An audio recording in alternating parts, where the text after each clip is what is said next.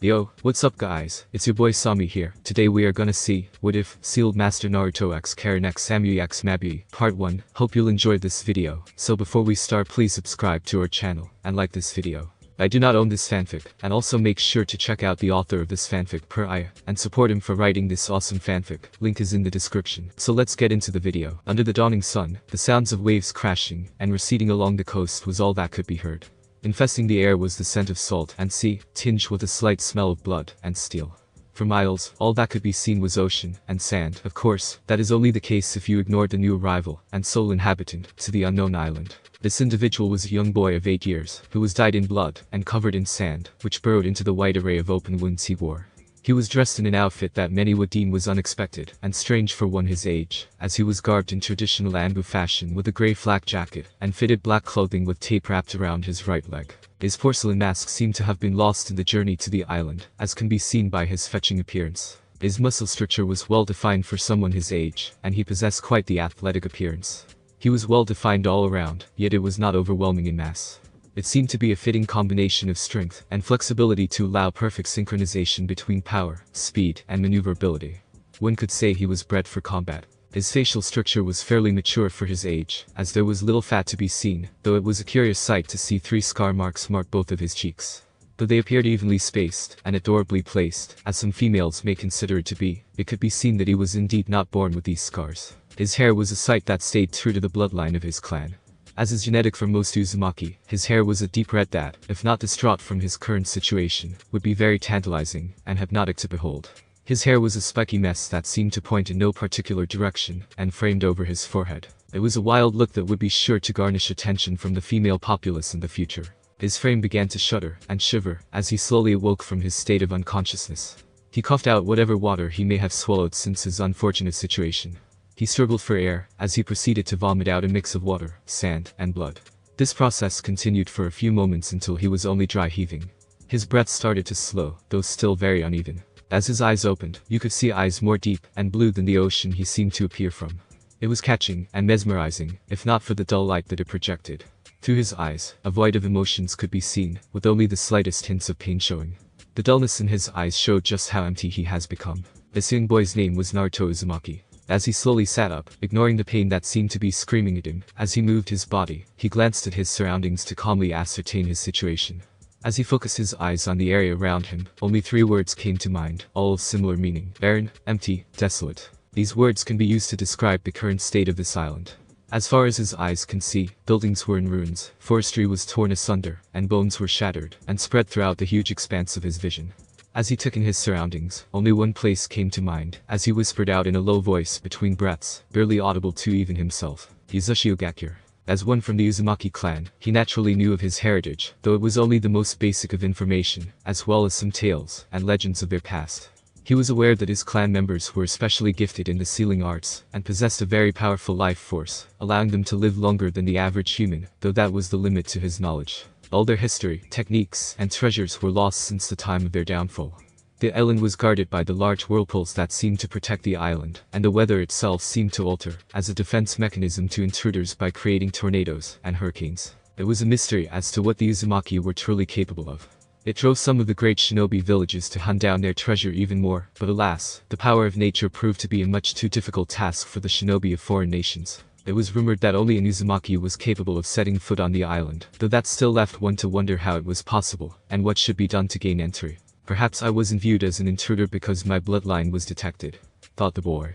It may seem strange that a child his age could be so calm despite his current state of distress, but to him, this only seemed to be a normal thing, which led him to reminisce about what started this mess. Flashback: 3 years ago, the room was dark, dreary, and the only source of light being shown was upon 2 figures within the large room, one larger and one smaller. Following the figures in the shadows were a large number of individuals bearing Ambu masks, all kneeling in deference to the taller figure. Naruto can also be seen kneeling before the taller figure, who was garbed in bandages that covered his right eye.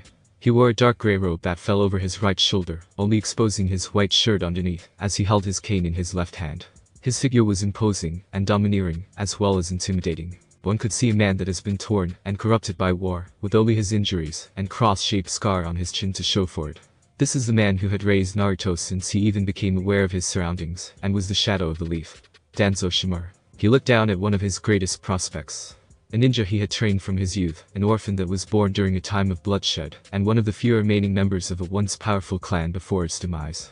He was raised to be a tool, a weapon for the leaf. But, as with all tools and weapons, things needed to be replaced. Danzo was never a man to form attachments, nor will he ever begin to do so, as he believed it was a sign of weakness. In times of war, sacrifices are necessary if it is for the greater good, and he deemed this child's sacrifice was for the greater good of Konoha. It has been barely a week since Konohagakure suffered great casualties from a tragedy that came in the form of a giant fox. The situation within Konoha was chaotic with the loss of one of their greatest shinobi. Hiruzen Sarutobi. The news greatly affected all of the citizens and shinobi. He gave his life to seal the Kyuubi into the daughter of the fourth, Minato Namikaze, and the red-hot-blooded habanero of Konoha, Kushina Uzumaki. While Minato originally intended to seal the fox himself, he was reminded by Hiruzen that, as a fourth, he has a duty to protect Konoha, and goes further than simply giving his life to protect them. He must protect and lead the next generation of shinobi, and lead them down the correct path, while instilling in them the teachings of the will of fire. Hiruzen, knowing his time as a shinobi had died down with the previous war, and in statement of the new, he was determined to perform the sealing himself, even at the cost of his life. His generation was nearing its end, and believed that with his death, a new age would begin. One of greater peace and prosperity. The whole of Konoha mourned the loss of one of their greatest heroes, along with all the others that had lost their life in such a tragedy. However, there was a new worry that plagued the hearts of all the inhabitants of Konoha.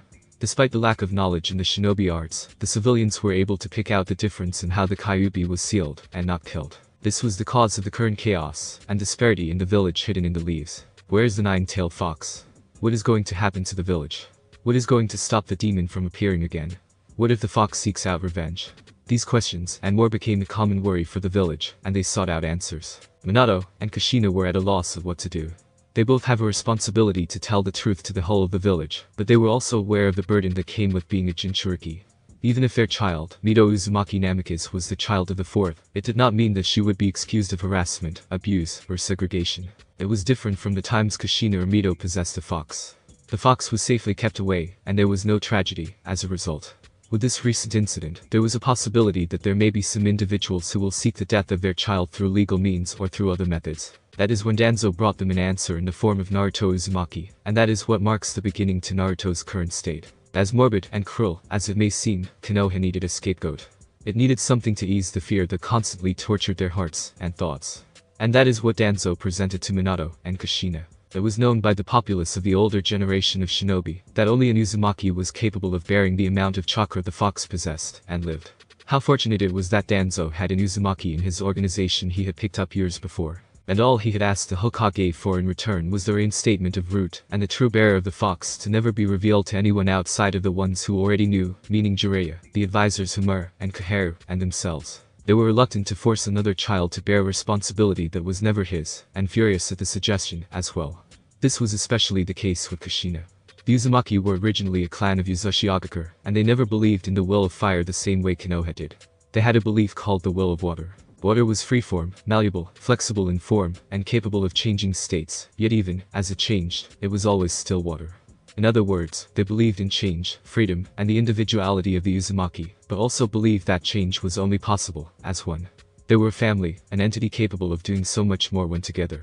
Hence, they were water. Their beliefs did skew more in favor of the will of fire, since she spent most of her life in Konoha, but that did not mean she didn't understand her people and their beliefs. Whoever this boy was, he possessed the same bloodline she possessed, a survivor of her clan's genocide, so her reluctancy was clear. In Minato's case, he simply did not believe any child should bear such a burden. However, if he does not go through with this, it will be his child that would bear such a burden. It was a cruel thought, but if he had to pick one over the other, it would be a fact he would defend his loved one over a stranger. This thought process of his only served to agonize him more due to the morals he had grown up with, and he couldn't help but hate how he thought the way he did. In their conflict, Danzo fed them lies of what could come to their child. He played the strings of their emotions like a harp, gently swinging them to his proposition. It may not seem possible for a ninja, as powerful as Minato, and as stubborn and hot-tempered as Kushina, but everyone has a weakness. In this case, their daughter Mito was a great one. They did not want their daughter to be engulfed in a future of torment and segregation. They did not want her to hear the whispered words of demon time and time again. They did not want her to receive the constant threats towards her life and live one where she is a constant target of assassination day to day, simply for carrying the demon who brought disaster to their village. Just because they knew the difference, didn't mean the whole of Konoha would accept it. They are in a state where they are blinded by fury and depression, and are willing to make anything a target for their negativity. It is sad knowing how low humans will fall to relieve their own pain and suffering, while ignoring the state of others. It was a harsh truth, but a reality that can only be accepted. Mito was a newborn, a pure and innocent life, one of which they did not want to sacrifice. Danzo had assured them that his operative that would be replacing Mito had undergone his training, that he was nothing more than an emotionless husk, a tool to be used as he pleased, that the replacement would receive this task like he would any other mission. The two were appalled by his words. They were very much aware of how it was trained, and though they did not accept such methods, they were slightly relieved that the child at least wouldn't suffer the negative emotions that come with bearing such a burden. Through much deliberation and contemplation, they agreed to reinstate Root only if their conditions were met. New operatives must go through the approval of the Hokage, and their training will no longer follow the same course they had experienced before. Creating emotionless husks of a soldier was immoral, and not for the good of Konoha's future. All missions would also need to be screened by the Hokage himself before approval. Begrudgingly, Danzo had accepted the terms, though it didn't mean he would follow it to the letter. Which brings us back to the situation Naruto and Danzo were currently in. Naruto can currently be seen kneeling before Danzo, one fist to the floor, the other arm resting upon his knee with his head bowed down, a sign of deference to one's superior officer. Danzo looked upon his greatest prospect, which has now become his greatest opportunity for the revival of Root. Raise your head, Maelstrom. Hearing those words, Naruto slowly raised his head, revealing a porcelain mask of simple design. It was a white mask with holes for his eyes, and a blue symbol of the Uzumaki clan that stretched across. He stared at the man that had raised him from his youth with nothing but contempt. He tempered himself, however, and reined this contempt in before anything could be sensed. If there was anything he would thank this man for, it would be the ability to control his emotions and his current strength. He could have done without the repeated physical torture and mind-breaking torment he needed to experience, but he supposed his options were heavily limited. Well, more like he didn't have any other options. Danzo truly believed he had broken Naruto's will, made him a perfect soldier, despite the fact he had yet to undergo the final ritual in becoming a Root. He figured it wasn't necessary seeing, as his role would be changed soon enough. Danzo, however, underestimated the will of the young Uzumaki. Their clan was known for being stubborn, as well as their temper. At times, it was a great weakness, one that governed their actions without much thought. At other times, it was their greatest strength, granting them power to overcome all obstacles that may stand in their way despite the odds. This was shown when they were invaded by foreign powers, and despite their loss, they did not cave so easily, taking out a large number of forces, to the point where the Third Shinobi World War that was originally planned to happen then, stalled for a period of time to regroup forces. Naruto was a true Uzumaki in that respect. He was stubborn, and at first resisted Danzo's treatment. In time, Naruto submitted to Danzo, not out of fear, but necessity. He became aware of how powerless he was. He understood that he was incapable of doing anything at this point. So, he submitted. He understood that Danzo, while cruel, knew how to grant power. And that was what he did. He transformed Naruto into a soldier with great potential. Despite his youth, he was capable of taking on skilled genin, and even low-level chunin with pure skill, and he was mature beyond his age due to his training.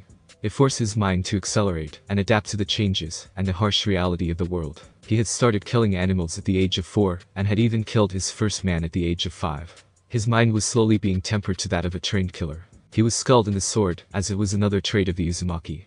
Their body was highly resistant to harm in comparison to other clans, and were very flexible, as well.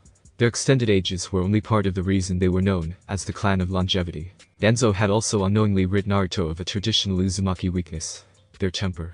While it would flare from time to time within Naruto, it would not show, and that was the strongest weapon he had given Naruto.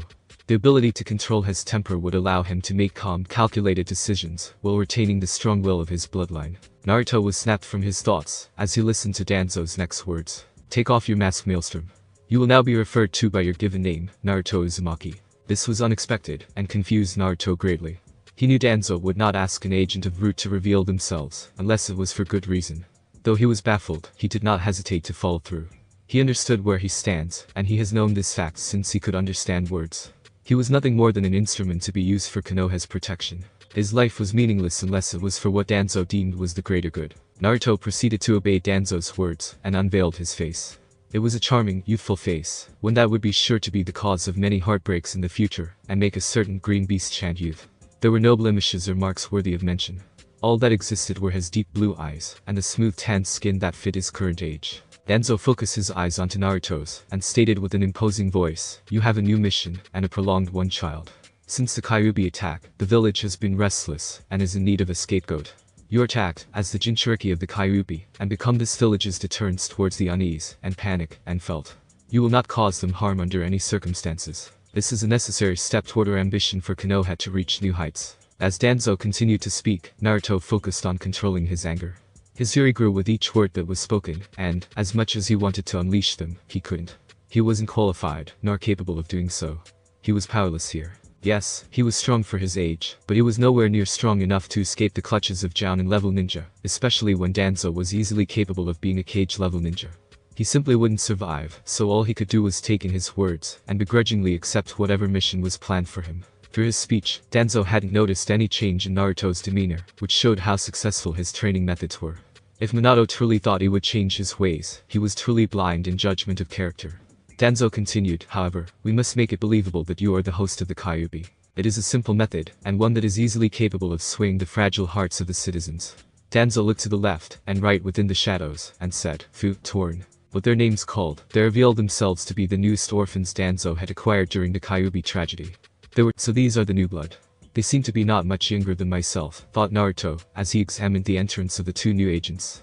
A Yamanaka and an Aburame clan member.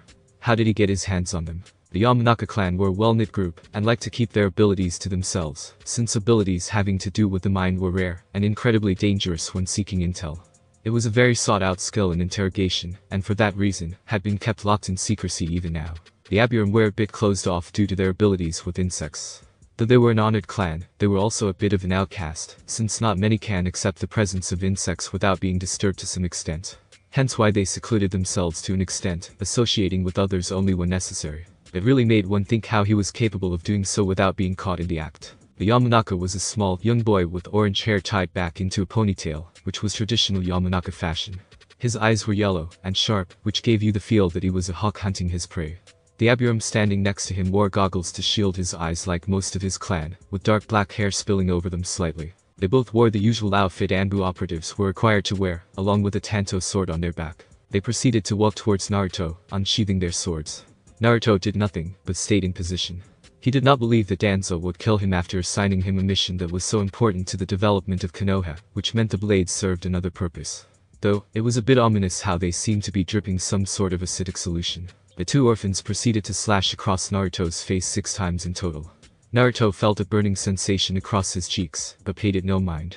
He had endured much worse than these small scratches. Once Fu and Torin completed their task, they sheathed their weapons, and returned back to the shadows. As they disappeared into the darkness, Danzo spoke once again, the marks that have been left on your face resemble those of whiskers on a fox. This will be the symbol that marks you, as the bearer of the Kyuubi. They cannot be healed due to a special composition that is capable of scarring the skin of even the toughest of Uzumaki. With this all said, you will live in an apartment on the other side of the village, and proceed to have a normal life. Danzo proceeded to turn around, and, as he prepared to shunshin away from his position, he looked back to Naruto, and left him with only a few words, you are dismissed. With those words, everyone aside from Naruto himself had disappeared, leaving him to his thoughts. His teeth gnashed slightly, and his fists clenched, but quickly disappeared, as soon as it came. He was already aware of his worth, but now he wasn't even a soldier. He was meant to be a punching bag for the distressed populace of Konoha, and for what? To ease their minds and aching hearts. He was aware of the hardships Jinchuriki go through, and even if he wasn't a true one, he was still going to be the acting Jinchuriki, which may, as well be the same. Naruto slowly rose from his position, and sunshine away, preparing himself for the onslaught of rage he was sure to receive from the village, for no reason other than being a convenient source of blame. Flashback end. Naruto frowned slightly at the memory, but it was worthless to think about such things now. His eyes narrowed, as he stuck out his tongue, which revealed the seal mark all root operatives were required to bear, so information could not be spread. The seal showed 5 bars across the tongue with 2 being broken at the bottom. He had tried studying the seal in order to find a way to break it, but he was honestly lacking in the sealing arts. His ancestors would truly be ashamed. This was not due to lack of study on his part though, it was due to the lack of materials in the sealing arts within Konoha. The majority of the sealing arts were within Yuzushiogakure, and any sealing arts within Konoha were being protected by their respective clans. The Hiraishin was protected by the 4th Hokage, the caged bird seal was protected by the Hyuga, Jiraiya was always out of Konoha, due to studying various subjects of the opposite sex, presumably to have a more accurate understanding of human anatomy, as well as building a tolerance to seductive techniques. Yeah, he was sure that was the reason. Danzo himself would never reveal the truths of his seal, since that was his primary defense for secrecy. In other words, he was stumped on how to proceed. Funnily enough, he was able to understand the seal, but he didn't know the right methods for disarming it without causing irreparable damage. He had always found it strange how he just seemed to know how seal would work. It seemed to be a trait of the Uzumaki, but he never understood how that was so. Of course, this was limited to simpler seals, but after being in contact with his current seal, he was capable of deciphering it quite a bit. He was able to understand that each bar represented the 5 senses a human possesses: sight, hearing, touch, taste, and smell. The 2 broken bars at the bottom symbolize the senses that have been forbidden, though it seems the seal isn't perfect. He could see that the original design was meant to silence an individual permanently, as well as completely eliminate any sense of pain an operative may feel. It was also meant to kill the root member should they try to fight against the seal. This would create the perfect soldier, who was incapable of passing along any information, and breaking their will through torture and interrogation. However, it seems Danzo isn't as skilled in the art of sealing as the Uzumaki. The structure was much too simple, so he was only capable of limiting what an operative was capable of speaking about, with the only repercussions being paralysis rather than death, and could only numb the pain a root member feels slightly rather than completely. Though, Naruto figured the seal marker couldn't become too complex due to the limited size of a tongue. Anything more complex would require a larger canvas, so to speak. The area of a tongue did not allow for complexity, but did allow secrecy, so he figured that was the trade-off in its application. But despite his knowledge of the seal, he simply couldn't figure out how to disarm it. Creating seals was one thing, but deconstructing required precision, knowledge, and experience. All of which he did not have due to the limited resources in Konoha. Shaking his head of his thoughts, Naruto lifted his battered body, and proceeded to enter the broken gate into Yuzashiogakur. Perhaps, he can find his answers somewhere in there. 1 year ago, bones breaking, glass shattering, and the sound of a whistling kunai being thrown, could be heard in Training Ground 4. It was dark outside, with the only source of light being the reflection of the moon, and the shimmer of stars across the large blanket of space called the sky. One would think it would be a night of romance or peace. That, however, was not the case for one Naruto Uzumaki. It had been a couple years since he had received his role as the village lightning rod of hate and misery. When his existence had been announced, there was no immediate reaction from the village. The first stage was shock. In their minds, the villagers truly wanted to believe that the Kyuubi was gone forever, and would no longer be a threat. They wanted to erase the tragedy from their minds, and move on with their lives. However, this proved difficult when you hear that the fox who plagued their minds was not only alive, but sealed into the child before them. The 4th Hokage began his speech on how the child should be viewed, as a hero for holding back the Kyuubi. His words, however, were for naught.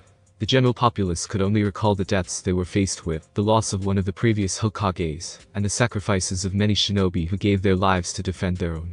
There was only one thing visible in their eyes at that time, that Minato Namikaze knew would appear despite anything he said. It saddened him, and only made him feel more guilty for agreeing to Danzo's proposition. Hate. An untold amount of hate could be felt. It was radiating from their body, giving off a heat of negativity that even a clueless child could feel. As Minato glanced toward the wrongly victimized Uzumaki, he saw nothing. If a young Uzumaki was afraid or intimidated, nothing was shown through his facial expressions or body language. It made Minato frown at the thought of how a child so young was capable of holding themselves, as a seasoned shinobi. It made him ponder what methods Danzo used to train someone to be like this. Following the announcement, the effect was immediate. Wherever Naruto would walk, he received the coldest of glares, and gazes of hate that would burn any man where he stood.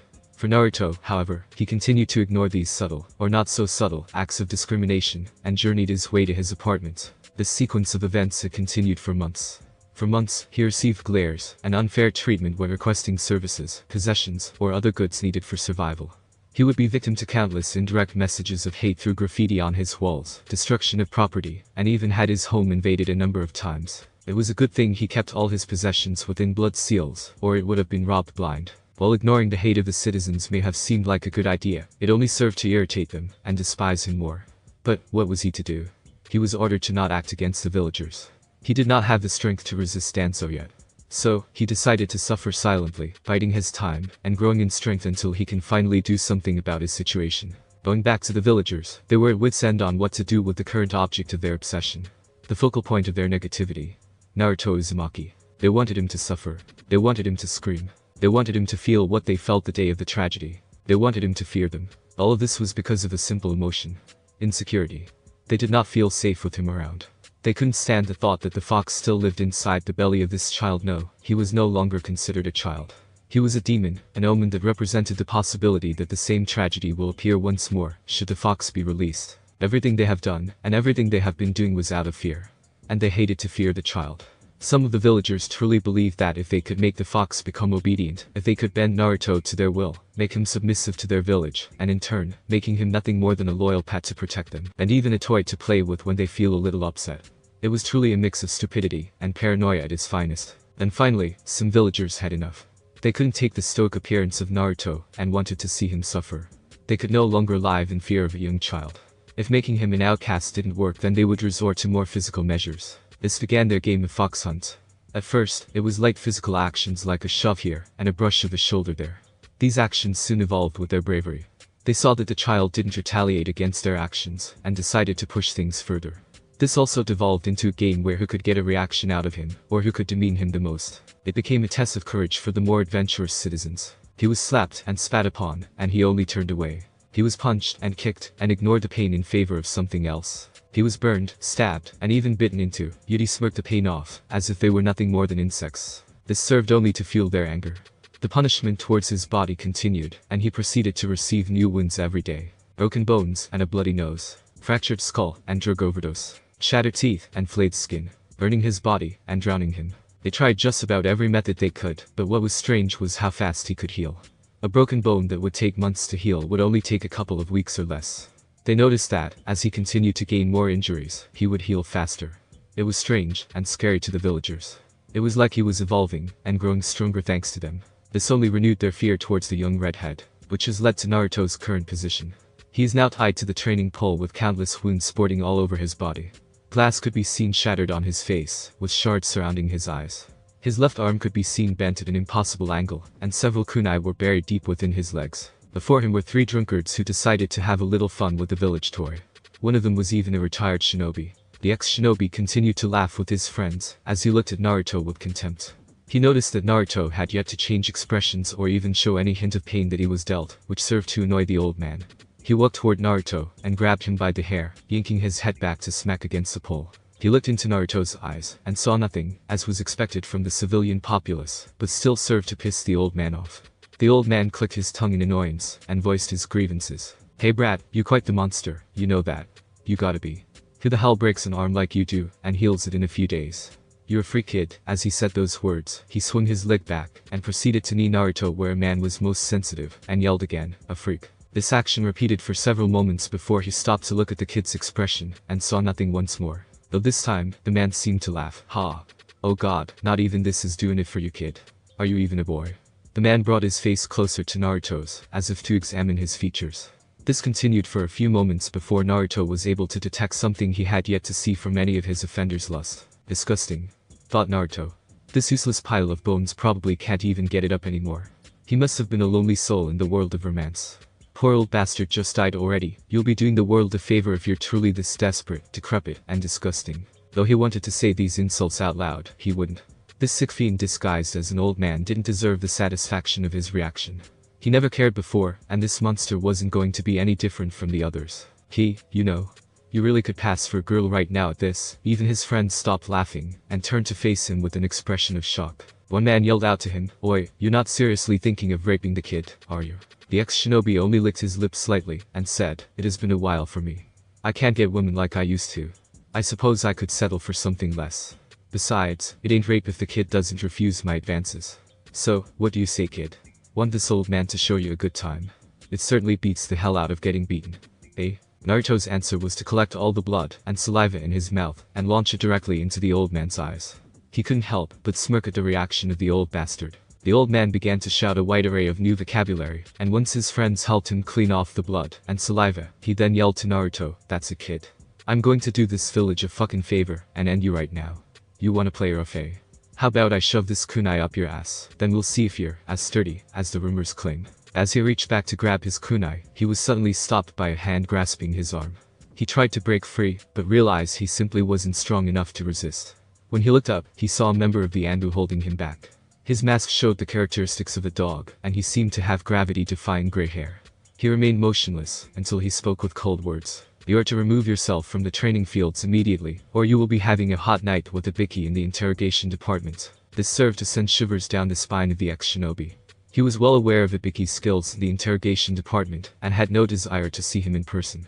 If he wanted to have whatever sanity was left of him, he would do well in listening to the Anbu shinobi who had arrived. He shook off the Anbu member from his grasp and began to leave with his friends, all while muttering how the demon was lucky. As the Anbu operative watched them walk away, he turned his attention toward Naruto, who had already escaped his hole from the pole, and was currently taking out the fragments of glass on his forehead and kunai that were stabbed into his leg. The Anbu op shivered slightly at the injuries, and asked Naruto, "Are you okay?"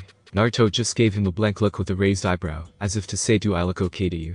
The Anbu op chuckled a bit at his expression. It was rare to get one from him, but he supposed that was only natural in his case. "I see, sorry for asking such a silly question," chuckled the Anbu member. "That is okay, Kakashi.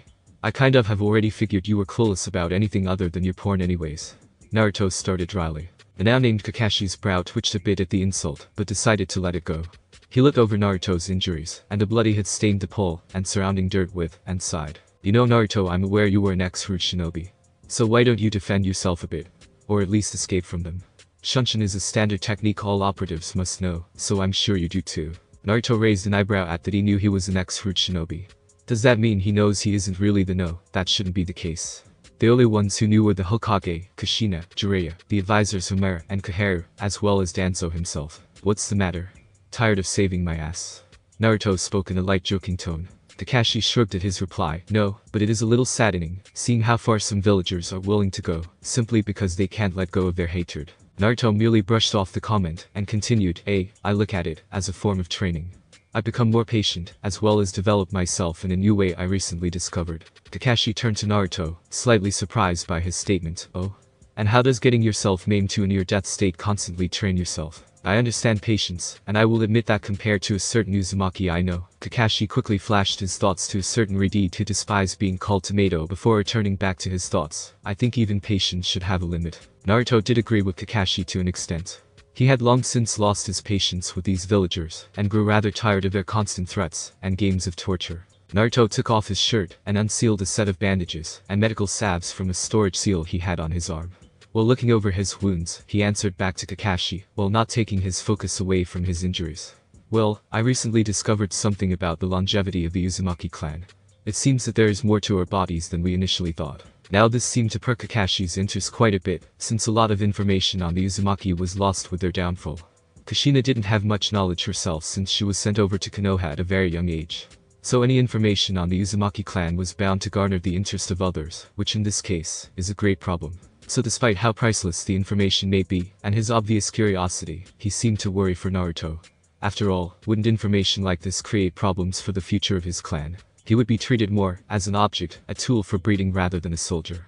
His free will would be limited, and he would be barred from forming any relationships of his own choosing. Despite how much he would like to believe that the Konoha was above those acts, he couldn't deny that desire was a strong poison. He could name a few who would do anything to take him under their wing, just to form their own Uzumaki army within the village walls. Naruto, seemingly reading his thoughts, addressed Kakashi's worries before they could develop further. "It's alright, Kakashi. In fact, keeping it a secret is pointless at this stage. My status has always been kept on tabs, and my records in the hospital have already piqued the interest of Konoha's high society.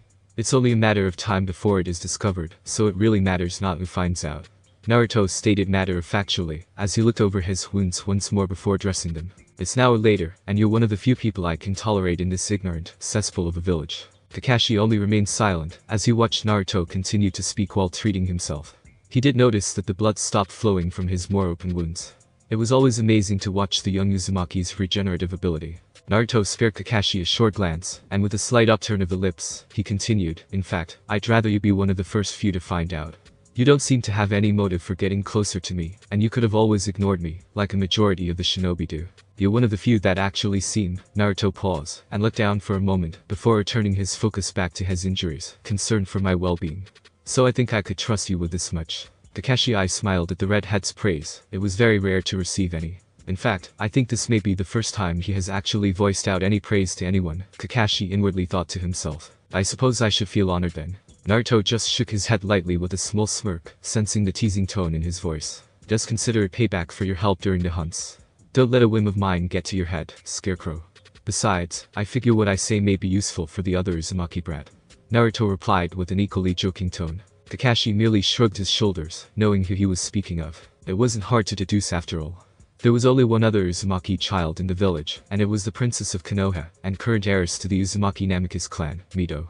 the daughter of the 4th Hokage, an infamous red hot-blooded habanero who was known for her temper. When he and Naruto met, they would sometimes converse about random things of interest, and the topic of Kakashi caring for the infant redhead when his sensei and his wife were too busy did come up at times. Though, this was the first time Naruto brought the child up himself in conversation.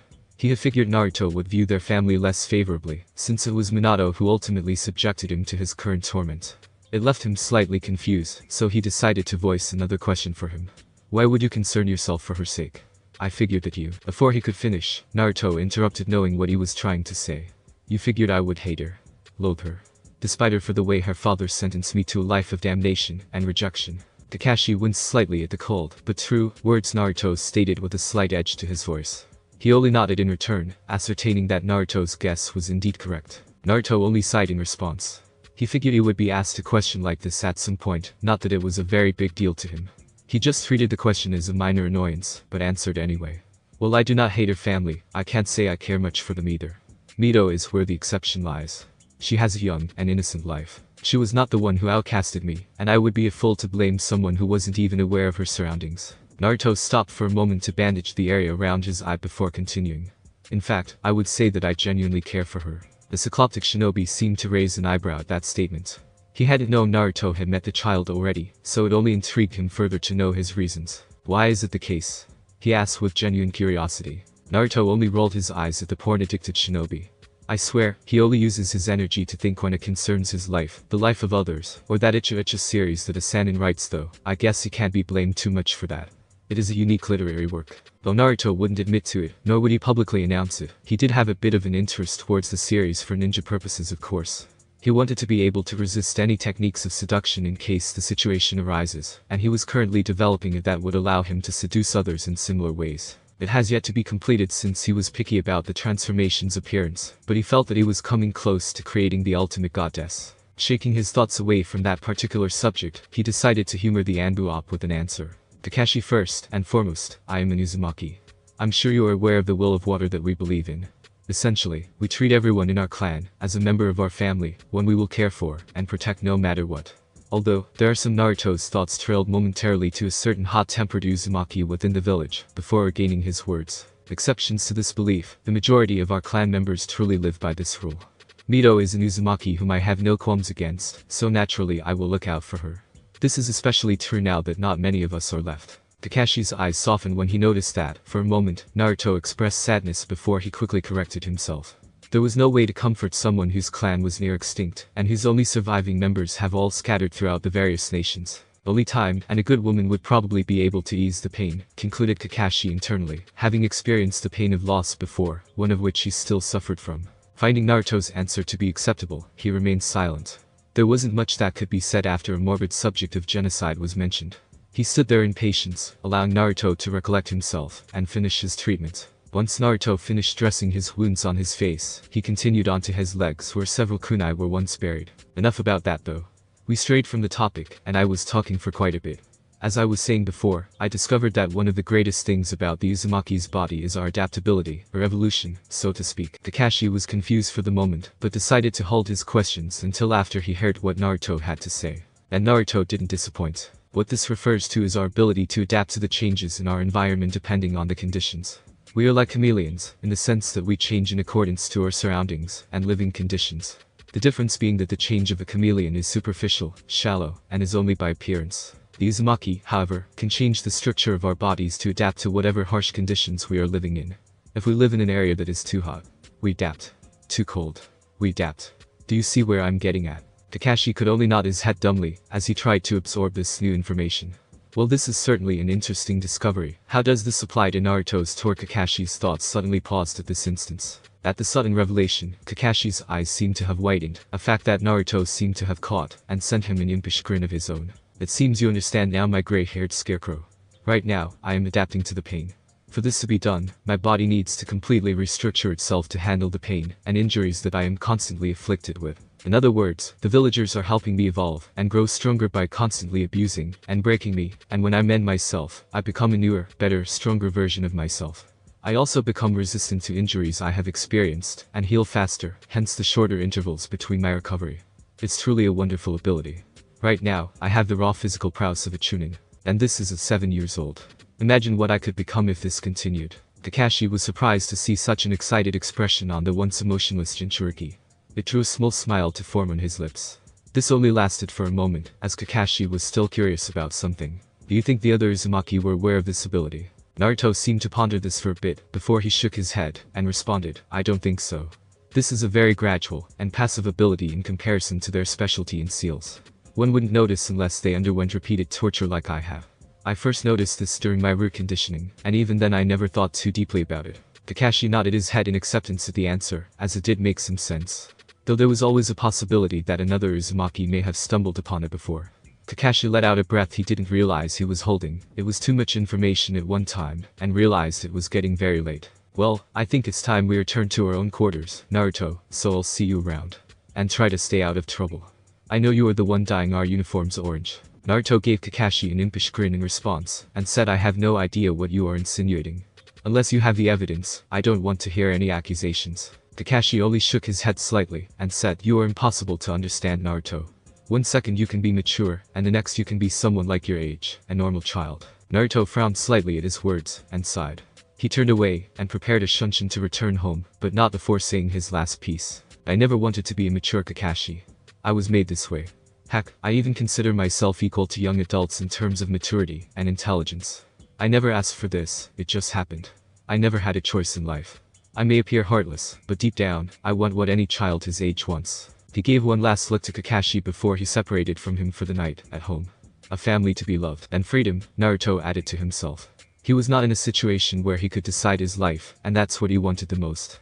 His life was being controlled by the council, Hokage, and Danzo. Everything else was pointless until he became free, so he could find his own home, find the right woman, or women, for him, or form his own family. Otherwise, everyone he would come to care for would suffer the same fate he was in, and he felt no one should shoulder the burdens he possessed. Naruto bowed his head slightly to one of the few people he could get along with in the village, signaling his dismissal. Good night, Kakashi, it was a good talk. It's nice being able to have someone I can hold a normal conversation with. With that said, he turned away, and vanished in the night, with nothing but falling leaves, as evidence of his departure. Kakashi could only stare at the fallen leaves in sadness, truly feeling sympathy for the child. This world is truly a cruel one for someone so young to suffer such a fate. He can only hope there will be a change in his future, and hopefully, for the better. Flashback end. Naruto slowly opened his eyes to see he was in a ruined building without a roof over his head. The clouds were currently eclipsing the sun, staving off any uncomfortable heat he may have felt. He basked in the residue warmth and the slight chill of the breeze. It was calming, relaxing. Probably his first truly peaceful moment since, well, ever. His thoughts reflected back to the memory he just saw. A dream, huh? As Naruto recalled this past memory, light began to return back into his dull, soulless eyes. He remembered the conversations and bickering he used to have with Kakashi, as well as all the pranks he used to make the Anbu suffer from. There were other times he enjoyed, as well, and other pleasant people he had met, and he can honestly say that those days definitely made him happier. If not for them, he truly may have become nothing more than a person without drive. A husk of a human being with nothing going for his life. Come to think of it, Kakashi was part of the reason why some of his emotions began to surface more often. He was also the reason why he believed not everyone in Konoha was an ignorant ass. As Naruto continued to dwell on his thoughts, he suddenly paused in his tracks. He blinked 2 times, 3 times, then proceeded to smack his forehead. It hasn't even been that long since I left the leaf, and I'm already reminiscing like I'm some old man. I may, damn it. And I'll be turning 9 soon. Naruto inwardly raged how he sometimes despised his older Minsa. He hated feeling like an old man. It always reminded him of that cycloptic, abusive ass he called a caretaker, putting the meaning of the term very, very lightly. Shirking his thoughts away, Naruto stood up, stretching his limbs, taking in his new appearance. He was now shirtless, as it was pointless in wearing blood-stained clothing. Though he did have a spare shirt in his seal, he felt it was a waste when the weather was beautiful outside. He wore black shorts to allow more freedom of movement, but one thing that should be taken away from this sight is how he no longer possessed the wounds he had the day before. It seems all that patience has paid off. I'm positive I have a healing factor that could contend with that Kyuubi kid. I look as good as new, thought Naruto, as he continued to stretch until he heard something crack in his body. God damn it. Okay, maybe I'm still a little sore. Even if the injury's healed, he would still feel the soreness and slight pain that came from the injury. He had an excellent healing factor, but it didn't mean that it was perfect. After continuing his morning routine for a few moments, he decided it was time to go on a scavenger hunt for Uzumaki treasures. More than anything, he wanted to know more about himself, his clan, and his parents. That was always a thought that crossed his mind, but it was always pushed back, so he never agonized about it, though there were times it would crop up unexpectedly. Before he began his journey into the ruins of the village, Naruto's last thought lingered towards his family. I wonder who my parents are. It has been hours since Naruto had started his venture through Uzashigakure, and all he saw was one of three things: ruins, skeletons, and more ruins. It was becoming taxing on his patience. While Naruto did seem patient when being tortured, he at least was able to see some benefit, some results. Here though, he had yet to see a sign of anything. There was nothing here. He only hoped his clan didn't destroy everything in a last-ditch effort to preserve their art from reaching the hands of foreign shinobi. He honestly wouldn't know where to go from there. While Naruto continued browsing through the ruins, he eventually came upon something other than the typical skeleton or common ruin. There were books scattered across the floor of this structure, which he assumed to be the library. At this revelation, Naruto began to grow excited. Books. How could he not be excited? They were the source of knowledge and history passed down through the ages in physical form. Perhaps amongst these books, he could even learn of his heritage. As Naruto collected the few books that were on the ground in good, readable conditions, he began to look through them, but soon began to find himself disappointed with the contents. Origami, paper folding, penmanship. As curious as I am to know why there is a book on origami, this is slightly disappointing. I can't believe that I do all this searching, and all I find are books dealing with paper and penmanship. With those thoughts, Naruto chucked the book across the room into the wall. The wall cracked a little, but what caught Naruto's attention was what happened after the book rebounded off the wall. When the book landed, dust was kicked up, and revealed there to be a marking. The spot that book landed, that's it. With a surprised expression, he lifted himself off the floor with renewed vigor, and went over to where the book was now located. Naruto looked at the area thoroughly, and studied the slight markings on the floor. Naruto brushed away the dust and ash that engulfed the floor with wind release. Great breakthrough. Though Naruto can be bright, he can be careless at times. The dust and ash blew up into the air, clouding his visions, and leaving him in a fit of agonizing coughs. Cough cough, crap, I didn't really think that through. I'm getting too excited, and losing my composure. What if there was a trap, what if there was? As Naruto continued to contemplate, and remark on his stupidity, the cloud of debris began to dissipate, revealing a large seal array. Once he was awoken from his thoughts, Naruto examined the array in shock. This is incredibly complex. I don't even know where to begin. From what I can recognize, that character has something to do with space, and this one targets a location. Is this a teleportation array? Naruto was stunned at what he saw.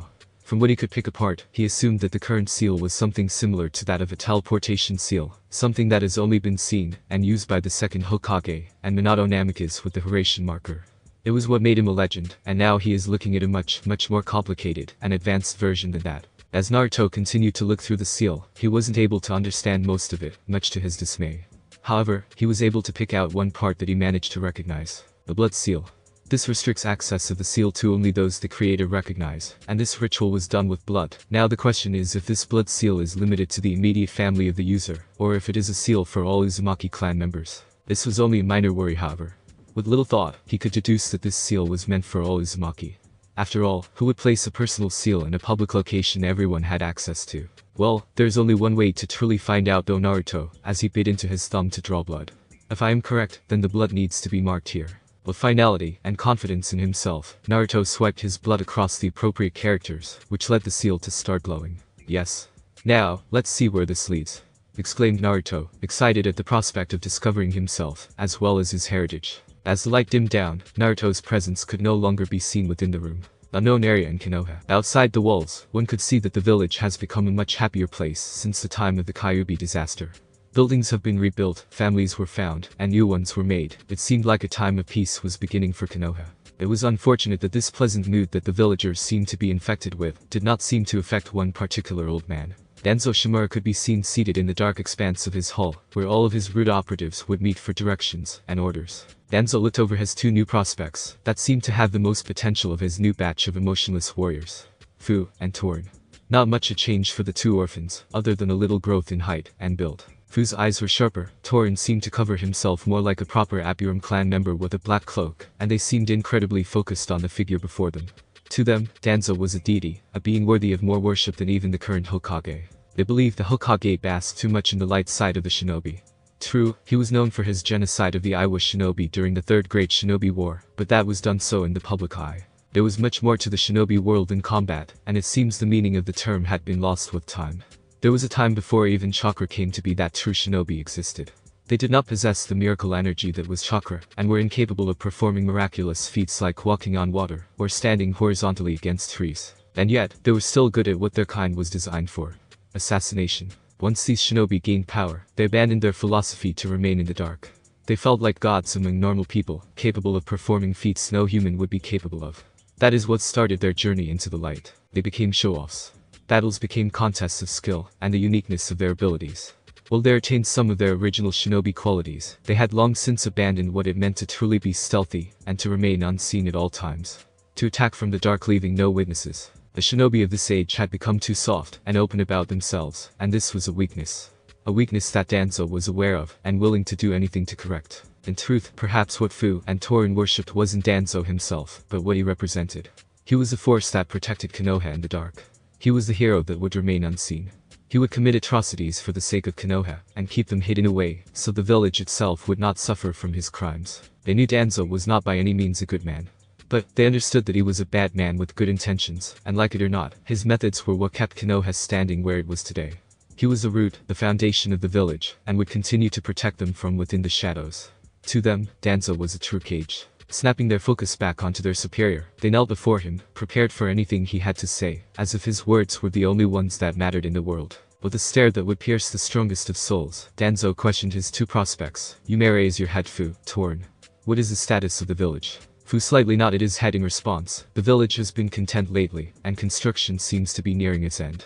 Though, I would attribute most of this good atmosphere to the recent disappearance of Agent Maelstrom, sir." Danzo frowned slightly at the name. While he was indeed satisfied with the outcome of his trade-off, it was never good to lose an agent of high quality like Naruto Uzumaki was. He was skilled, powerful, quick, and efficient. He was truly living up to Danzo's image of a perfect soldier. He had even thought of reining him back in once he attended the Shinobi Academy, under the guise of him being an apprentice. It was rare nowadays, but apprenticeship still existed when a ninja wanted to personally pass along their teachings to a particular person, rather than a group. Danzo nodded his head in response to Fu. "I see. See to it that Naruto Uzumaki is found. He was trained under Root after all. I don't believe he is one to keel over, especially with his stubborn demeanor," stated Danzo, as he recalled the most recent hunt for the Uzumaki boy. "This is a perfect opportunity to bring him back into our organization while maintaining the morale of the village. They believe he is dead, so we will pretend that is the case. An Uzumaki is priceless, and he could be used to forge a new generation of Uzumaki shinobi. Especially since I came upon a new discovery regarding their bloodline. It would be most fitting for my teaching methods." Danzo was of course referring to the discovery he had made in regards to the Uzumaki's adaptability. One of his agents happened upon a conversation between Kakashi and Kushina, where he asked if Kushina was aware of this trait within their bloodline. She seemed to be confused about the question, and asked where this information came from. He did not mention Naruto, since he did not want to betray his trust, and he didn't feel like it would be an appropriate thing to mention that one of her clan members was constantly being tortured by the village, which led to its discovery. It was a disgusting and disturbing thought, one which he didn't want Kushina to worry over and suffer from, so he merely stated he came upon the information from a mission he had ventured on a while back. If he had been paying attention to his surroundings, he would have noticed that a certain bug user under Root was listening to the conversation the entire time from the shadows. Danzo raised his hand to signal their dismissal, and left them a few parting words. In a dark tone, he stated, "Find Naruto Uzumaki, and bring him back into our organization. If he resists, use force. And if he proves to be too difficult, terminate him." Nothing more was said before he disappeared within the darkness. Fu and Torin merely lowered their heads, and stated the only response they had for this mission: "Yes, Lord Danzo." Thanks for watching my video. Leave a like if you enjoyed my video, and also do consider subscribing to my channel for more awesome content. And make sure to check out the author of this fanfic. Link is in the description. See you next time. Till then, sayonara.